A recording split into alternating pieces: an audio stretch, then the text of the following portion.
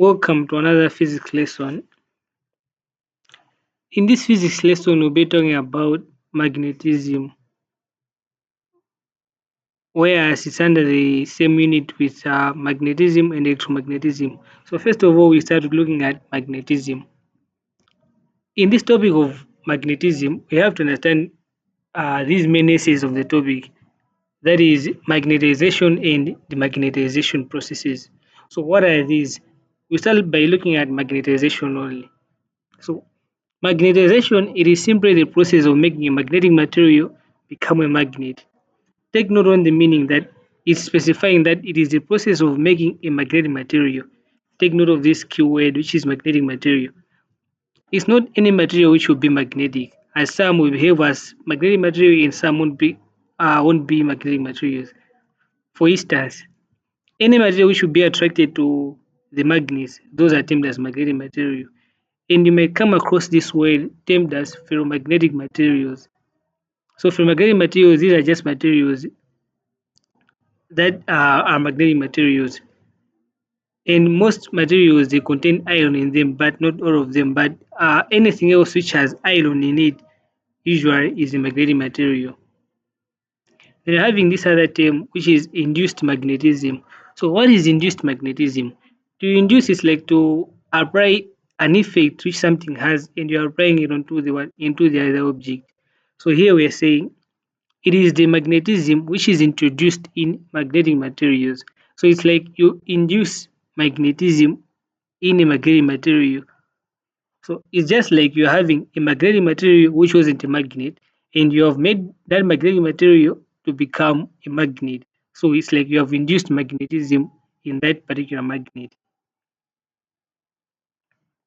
Then you also have these ferromagnetic materials which I've just explained. So these are materials which are magnetic in nature. So they can be attracted to the magnets. For example, iron and steel, they are ferromagnetic materials. Then they are having the term soft magnets. So what are these soft magnets and are these hard magnets? A soft magnet, these are materials in which the magnetism won't last long in them. For instance, we have iron. You can easily make iron to become a magnet since it's a magnetic material. So you can easily make iron to become a magnet. But since you easily make iron to become a magnet, it's also easy for iron to lose its magnetism. So what is magnetism? It's just like the behavior of the material to behave as a magnetic material. And again, you have hard magnets. So it's like it will take a lot of effort to magnetize steel. That's why it's termed as hard magnet. So since steel is hardly magnetized, it also hardly loses its magnetism. So that's about those materials. Then let's have a look on the methods of magnetization. So these are just the process of making a magnetic material to become a magnet. The first method we have induction. The second method is stroking, and the third method is electrical method. There are some ways, but we'll practically look at these three main ways. So, what is induction, or what is the process induction, or how do we introduce magnetism into a magnetic material by induction process? So, what happens is that you have a permanent magnet in this experiment. So, it's just like an experiment to observe induction, or it's like we're introducing magnetism in another substance using what? Using the induction method. So let's read the procedures. We're saying bring two similar iron paper clips together and observe what happens. So originally in this setup, we should have a permanent magnet, as you can see here. I'm having this one as a permanent magnet. So you can have this permanent magnet. And then here we're saying we should have two similar iron paper clips. So we're saying iron paper clips. So they have magnetic material in them. So which means they will behave as magnets. Then you bring one nylon paper clip close to the what? Close to one pole of the what? One pole of the magnet. It will get attracted, but make sure that it's aligned in the way it is arranged or in another way. But practically, let's use this other way. So you have brought this iron paper clip to the magnet and it's attracted, but the iron paper clip only safe without the magnet. Then try to bring one other paper clip or the other paper clip to the what? Close to the first iron paper clip. it will be observed that the second iron paper grip will be attracted to the what? To the first iron paper grip. But initially, without the magnet, these things cannot be attracted to each other. So why are they attracting? It means this one on itself has become what? Has become a magnet. How become a magnet? It is in contact with another what? Another magnet. So you say magnetism has been introduced into this magnetic material by induction process. So this is how it happens. You can even observe the poles. Here having south pole, here having north pole, here having south, here having north pole. How do we know these poles? We don't just guess. So here is the thing. We all know that like poles attract and unlike poles, no, it should be like poles repel, whereas unlike poles they are the ones which attract. So south cannot be attracted to south, they will repel. Whereas south has only to be attracted to north. So if you bring this one, which wasn't a magnet, but if you just bring it to this one, it means that that part in contact with the magnet, we have magnetism opposite to the what? To the one which is in contact with. In the other end, you have magnetism opposite to the one which is like on that of the contact. That's why here having south and here having south. And here having south, here having north. That's the reason. And you understand later on when we'll be discussing about this pose in the other one, in the other setup of introducing magnetism in a substance. The second way of magnetization, we have stroking. So what is stroking? To stroke is just like to strike something else with it or slide or use friction to induce something else. So just like sliding. So this is an image portraying how stroking happens. We have two main types of stroking, which is single and double stroking. I will start explaining single stroking, then I'll start with double, then I'll go for single stroking. So in double stroking, what happens is that you press a magnetic material on a bench like this one. Forget the polarities. At first, there wasn't any pause. So you should press a magnetic material. It can either be iron or steel. You press it on the what? You press it on a bench or anything else which is straight. Then you have two permanent magnets. So you have this one and the other one. Here, what you need to note is that consider or note the word, observe the arrangement of the poles. So on one end, you should what? You should make a contact of the permanent magnet to the magnetic material with north, and on the other contact, you should have the south, not the north again. So you should have different polarities. If you have similar polarities, you will learn what happens next. But as of now, let's have here have north and here have south. Then what do you do? So you stroke. It will be like you are sliding the magnet against the object. So how you be sliding? It's like you hold this one with your hand, then you be rotating it, just like this portrayed in the one in the image. So you be rotating it this other way in the rectilinear curvature there. And here again you be rotating it in this other way. So what will happen is that the end points of the what of this permanent magnet to the magnetic material, or at when the what when the magnet is just about to leave this one, at that particular point, the point to gain magnetism, which will be opposite, I mean, we gain what? We gain polarity, which should be opposite to the one, to the point on which is touched. So here we're having what? We're having the south. So this is the south pole, which last leaves this magnetic material in at this particular end. It will gain polarity, which is what? Which is of opposite charge to what? To the one touching it. So here again having north. So since the north pole is the one which is inducing magnetism into the magnetic material, and it's the last point which is touching the magnetic material, that will mean it will gain what? It will gain an opposite polarity to the point touching it. Meaning to say, when we are first touching this permanent magnet to the what? To the magnetic material, at the point where the permanent magnet touches first, it will have the same polarity to the what? It will give the same polarity to the magnetic material. That's why here having north, here having south. Here we're touching with south, but we're having north. So it's like when you're about to leave this one, this magnetic material tends to what? Tends to attract with this other one. That's why it gains the opposite polarity.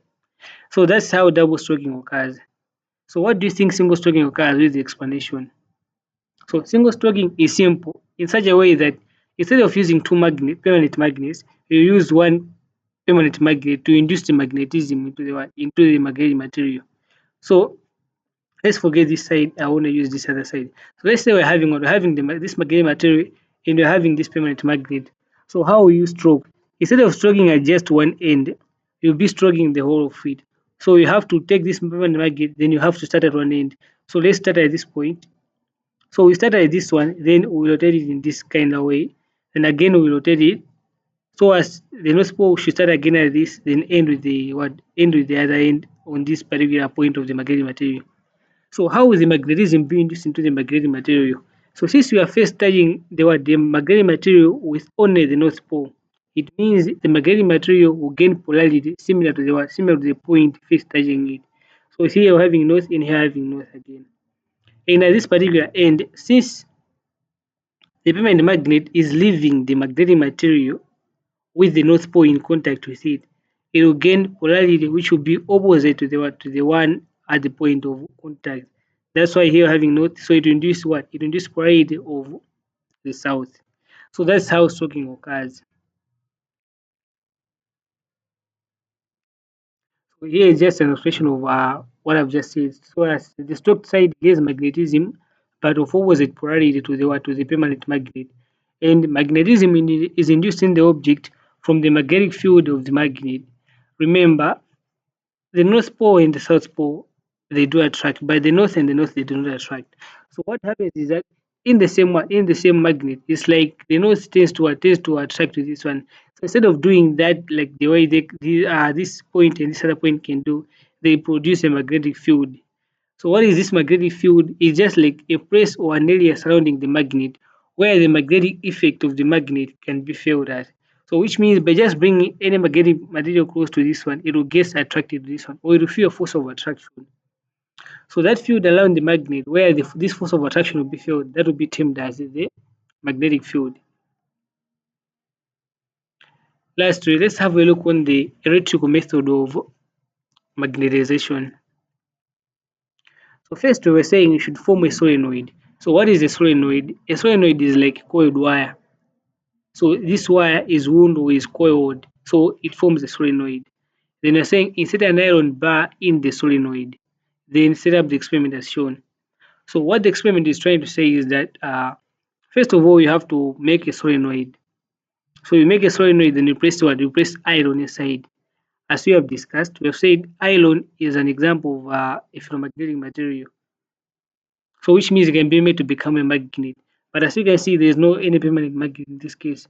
How will the magnetism be induced? Let's see how it is produced. So we have said a permanent magnet has a magnetic field around it. But current again has also this kind of effect, whereas when current is flowing in a conductor, it produces a magnetic field around the current carrying wire. So let's say this wire is carrying current, it will produce a magnetic field around the what? Around the wire. So in this case, we're having the switch. So first of all, let's try closing the switch. So closing the switch means current will start flowing into what? Into the conductor. When current is flowing through the conductor, it will produce magnetic field. So let's look at this where this conductor is passing. So the conductor is passing on this iron nail. It means that since it's passing around the iron nail, the magnetic field which will be produced will be concentrated into the iron nail. Hence, the iron nail will become a magnet. So the magnet produced in this case is called an electromagnet because it's using the principle of electricity and magnetism. And the iron will only behave as a magnet when only and if and only if current is passing through the conductor. When the current is stopped, the magnetism character will also cease to exist. So that's how you introduce magnetism into a from magnetic material by passing current onto it. So that's all about magnetization. And let's have a look on demagnetization. Demagnetization is just the opposite of magnetization. Whereas we have said magnetization, it is whereas we induce or we make a magnetic material to become a magnet. So demagnetization will be the opposite, whereas demagnetization is the removal of magnetism from an object. So how do you remove magnetism from an object? So these are the ways. You can either remove by hitting it strongly. So how does hitting affect magnetism? We will learn later that Any ferromagnetic material has dipoles inside them, for which these dipoles, imagine them like atoms or molecules, but with heads and tails, just like vectors. So for a magnet which is what, which is fully magnetized, or a magnetic material which is fully magnetized, all these dipoles they have to be aligned and pointing in the same way, just like vectors do. When vectors are going through the same way, the same direction, they word up to each other. So the dipoles again have to what, have to face the simple side for them to what, to have the magnetism effect. So by hitting them strong, you disorganize the arrangement of the dipoles, hence reducing the magnetism. And you're having hammering or dropping the magnet, which again disorganizes the dipoles in the what, inside the magnets. So the dipoles are the molecular, they're like molecular magnets. And you're saying pressing a magnet in a coil carrying alternating current. So previously, as you can see on this diagram, we're having a cell. So this cell will provide DC current only and not AC current. So providing AC current what will disturb the magnetism in an electromagnet. And last, we're saying stopping the flow of current in a circuit and in a coil where a metal load is placed. So by just stopping current, the magnet what will lose its magnetism, just like this electromagnet which we just produced previously. From there, let's talk about all we have discussed, but in terms of the domains or the molecular magnets. So a ferromagnetic material consists of dipoles or molecular magnets which I introduced earlier on, for which they interact with each other. So these are all arranged in areas that are called domains, in which they all point in the same direction. So the dipoles they are collected inside a region called domains. So the domains is where they stay. So for simplification, I would just say understand them as vectors. So let's imagine these as vectors. Let's say this one is a vector of 2 newton pointing this other way, and this one is a vector of 2 newton pointing this other way. If these vectors are brought together or they're acting on the same body, what will they do? What will be the resultant, I should say? The resultant will be zero, right? They will cancel each other. The same way, even this one and this one. What if you put this one to the edge and you put this one to the other edge? What will they do? They will practically cancel each other if they have the same magnitude. So for them to have what? To have or to give the magnetism effect, or in a fully magnetized object, all these dipoles they have to be arranged in the same direction. For instance, just look at this dipole and this other dipole. They're all pointing the same way. What if we bring them together? Practically, they'll be like add to each other. Imagine them as vectors, but they are not vectors. But in their way of acting, imagine them like vectors only in their actions. So this is how they behave. So for a fully magnetized object, all these dipoles they have to be what? They have to be arranged in this way as shown right now. So this one is a fully magnetized object, whereas the previous image it wasn't what? It wasn't a magnetized object. So magnetization will be what? It is a process whereas these dipoles what will arrange themselves and point in the same direction. Whereas the magnetization they will be arranged in this way. So this is how they will behave. The dipoles behave in magnetization and demagnetization. So the poles of each molecule cancel out the effect of the opposite poles nearby, but then cancel free poles are left at both ends. So these are the ones which produces the poles, which is the which you know as the north pole and the south pole. So this is the end of this lesson. So see you next in the video where we be talking about electromagnetism.